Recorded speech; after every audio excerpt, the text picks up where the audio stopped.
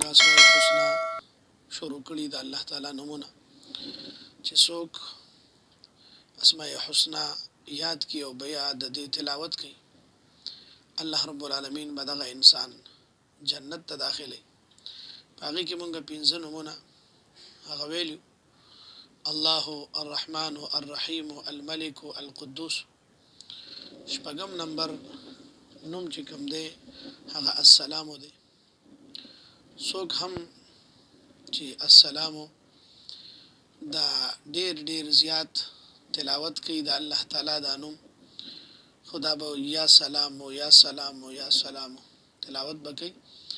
نو الله تعالی به هر قسمه پریشانی خفګانونه آفتونو نه به الله تعالی محفوظ ساتي او که سړی بیمار وي هغه باندې یا سلام او یا سلام دا یو سل پنځل سپیری وي او بو باندې دم کې او باور لور کی